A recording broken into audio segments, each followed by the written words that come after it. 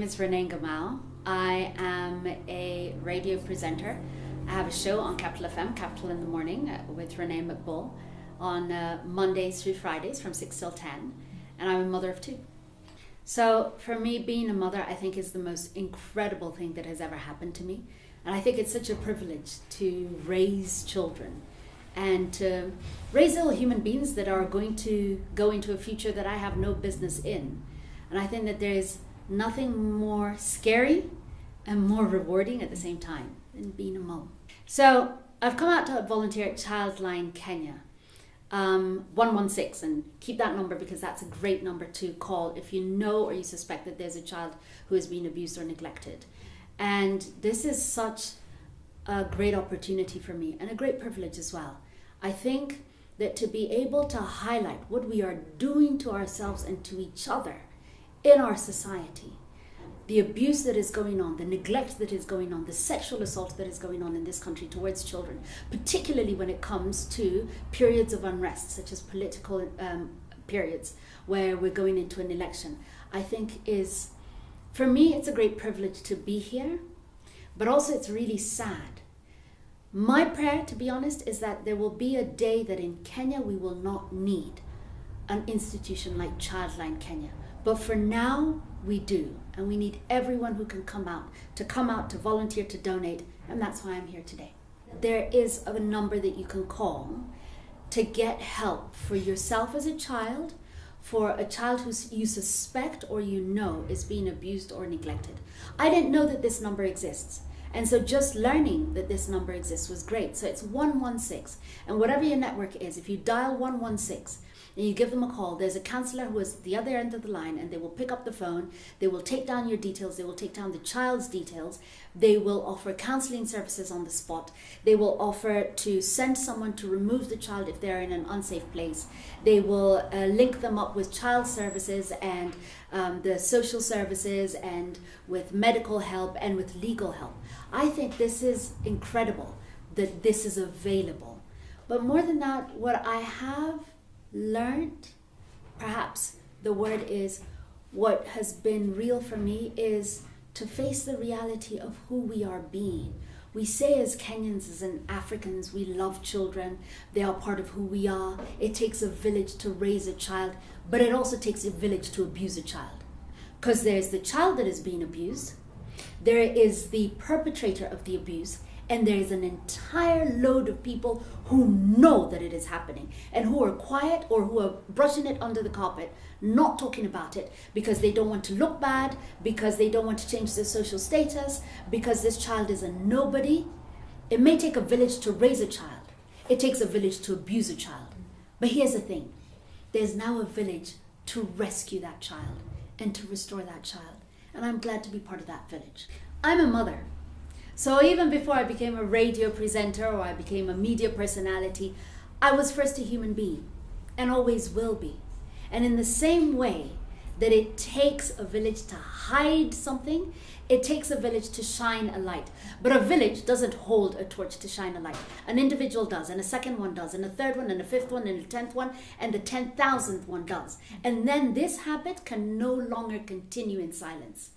I'm just holding up a torch from where I am with what I have as best I can. And here's what I know, that the more people come out, make the reports, volunteer, give of their services, give of their time, give of their money, give of their resources, this is something that we can get rid of in this generation in Kenya. Child abuse is not something that is normal to Africans. It isn't.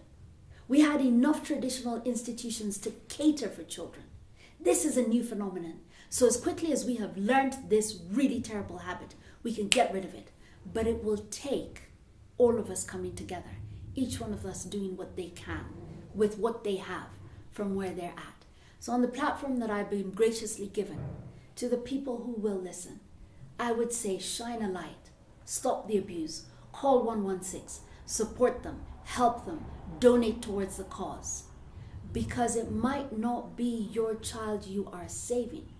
But for the grace of God, how do you know that your child will not grow up to be an adult and want to marry an abused child? We are children for 18 years. Then if God gives us grace, we have what? What is it? 3 score and 10, 70? 18 minus 70. 70 minus 18. You've got 50 years of being an adult. Do you want to be 50 years of being a traumatized adult when someone could have picked up the phone and turned your whole life story around? And I might not know an abused child, but I do know this, that if I say enough times, call 116, call 116, call 116, someone will remember the number, will tell somebody who will tell someone who will call the number and rescue a child. And in my small way, I will have done what I could to rescue that child through maybe 3 or 4 degrees of separation. What can we do to safeguard our children from violence during the elections? Yes. Say no to violence. Say categorical, absolute no to violence. Understand this about elections. Elections are a bunch of people asking you if you will employ them for the next 5 years to do what you want them to do. Basically, we are fighting over people who are applying for a job. Think about it. It doesn't even make sense when you think about it like that. And that we would take a panga, a knife, a stone to one another because of job applicants? Say no to violence. Think about the numbers. 30% of those killed were children. 300,000 displaced. Think about 300,000 children. Try and conceptualize 300,000 children. Can you? It's almost impossible to do so, yet 300,000 were displaced because we didn't agree on 2 people. How senseless it sounds now. And remember this, post-2008, look at the alliances as they now are. Those who were enemies then are coalists now. Those who were friends then no longer are. But the effect lives on forever. I interviewed a 22-year-old girl who said it would be foolishness for her to go and vote. I asked her why. She said, because I was in Narok during 2007. Number one, I could not go to the high school that I had studied to go to, even though I had passed to go to that school, and I had been accepted because I was from the wrong tribe. So I ended up in a different high school, doing something different from what I wanted to. The effect of violence on children in elections. She then said the second thing to me. The reason I would not vote today is because for me, to vote is synonymous with violence.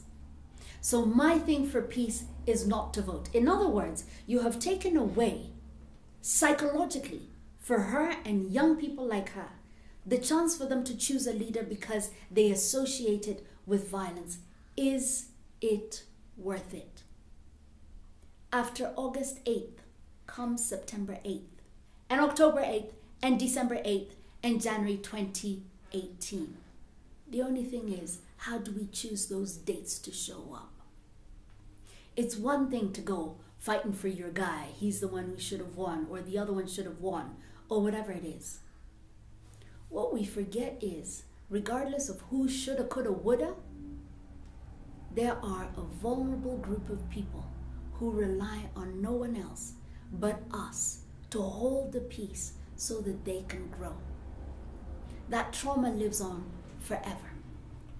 Whether it's at the coast and the people in Likoni who knew of the killings in the Kayas, or it's in Kisumu and the shots that we saw fired into crowds, whether it's in the Rift Valley where your last name determined whether you lived or died, or it's in Naivasha where you got stopped and had to show your ID and answer to proverbs to determine whether you were going to pass or not. 2008 ended. 2018 cometh. The trauma lives on. Question is your guy worth it? Is he worth 300,000 displaced? Is he worth 30% of the population, and that's just the known number, who were killed being children? Is he worth the rapes? Is he worth the houses burning? Is he worth the kids who were going to school, stepping over severed limbs? Is he worth it? The job applicant that you would kill for? Say no to violence. Let them fight it out at the ballot box and go to court. The rest of us, the 45 million plus of us, this country is ours. Not theirs. It's ours. And maybe it's time for us to own our own nation. Say no to violence. Ballot box, you'll have a problem with that, take it to court. Outside of that, we'll have a beer and have a conversation about you. That's it. That's it.